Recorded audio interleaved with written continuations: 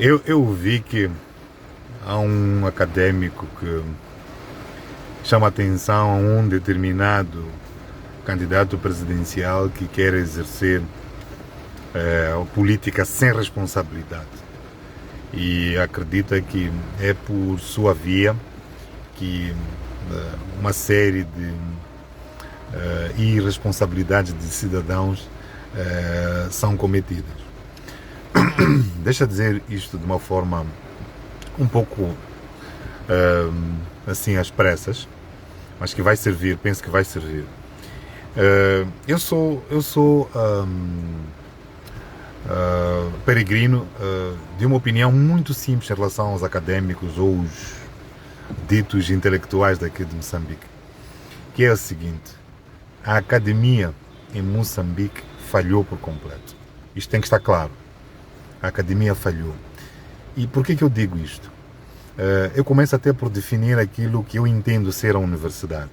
Para mim, a universidade é o instituto que deveria produzir conhecimento e dotar também de conhecimento e habilidades aos cidadãos para o progresso ou para a emancipação do cidadão, de modo a que ele possa entender melhor todo o contexto que está à sua volta e poder reagir de forma a, podemos assim dizer, crescer, melhorar, progredir o país. Então, como é que uma universidade ela coloca os seus desafios? Como é que uma universidade leva a cabo o seu plano de ação? Isso tem a ver também com o contexto em que ela está. Uma universidade em Moçambique tem que debelar os problemas de Moçambique. Uma universidade em Moçambique não há de ter, não vai perseguir os mesmos fins que uma universidade nos Estados Unidos. Portanto, nós aqui em Moçambique temos uma série de desafios, desde o início da nossa primeira república, podemos assim dizer, não é? Com a independência de Moçambique, nós tivemos uma série de desafios. E era tarefa dos intelectuais, dos académicos, perceberem como é que Moçambique estava naquela altura, projetarem o Moçambique que hoje está, a fim de evitarem toda e qualquer inabilitação política, inabilitação econômica, inabilitação social, cultural, por aí em diante. Porque nós, na verdade, somos uma verdadeira catástrofe. Somos um exemplo de uma não-república, de uma não-nação, de um não-Estado. Então, cabia aos intelectuais, os académicos de então, produzirem conhecimento, orientarem a universidade para que ela produzisse conhecimento, para que o nosso país não estivesse mergulhado no descalabro que hoje ela se apresenta. E não é isso que os académicos fazem.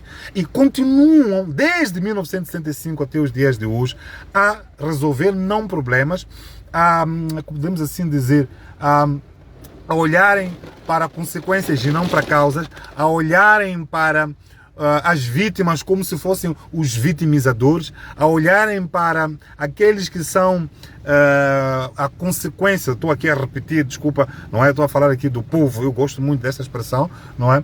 Como a razão dos problemas que Moçambique tem. E não é isso. Eu fico frustrado quando vejo os nossos académicos a não atacar os problemas de facto, não é? A universidade era suficiente, podemos assim dizer, para ela levar a cabo esta emancipação a que eu referi. Portanto, nós temos vamos lá, de uma maneira muito clara sobre o problema que nós vivemos hoje, e parece-me que os académicos estão a ter muita dificuldade de atacar o problema, de dizerem as coisas como elas são.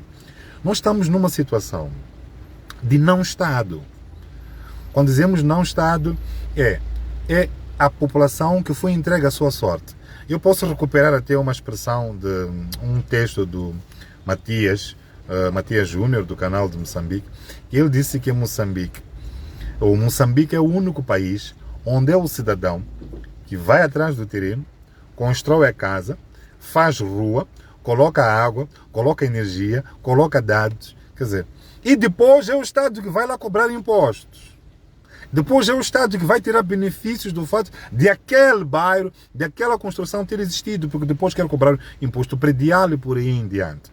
Isto aqui é uma verdadeira inversão daquilo que é o funcionamento do contrato social. Não é assim que o Estado tem. Eu vou buscar um outro exemplo de questões que nós vivemos todos os dias. Nós estamos há cerca de 12 anos, ou um pouco mais, em que nós temos raptos e não temos um único mandante. Não temos uma única investigação que começou do princípio ao fim. Isto significa o quê? Significa que as pessoas têm estado a ser violentadas e nós sabemos que são polícias, que são indivíduos que vestem a capa de polícias, que fazem exatamente esses atos macabros, esses atos hediondos. E quando a população, quando o povo vai pedir apoio a esta mesma polícia, ela não recebe, ou ela não tem segurança, não existe Estado. Nós estamos numa situação, meus caros, em que a população, o povo moçambicano, tem sido encurralado. Há uma teoria que se diz por aí. Agora estamos a entrar já para a questão da solução, que é a solução que a população está a encontrar.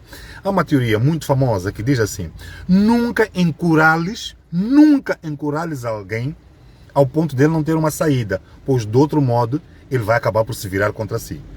Meta um gato num quarto e começa a açoitá-lo. Há de ver que ele vai fugir e quando ele perceber que não tem mais nenhum local para fugir, ele vai virar contra si e vai te atacar. É a mesma situação que a nossa população vem tendo há quase 50 anos. Vem procurando soluções para todos os problemas que tem e cada vez mais ele é encurralado. Ele é fechado às portas. Nós tivemos recentemente uma eleição, meus caros. A saída que o povo moçambicano encontrou foi dizer: eu quero que haja alternância de poder. É assim que o povo moçambicano votou. E os académicos não podem esquecer disto.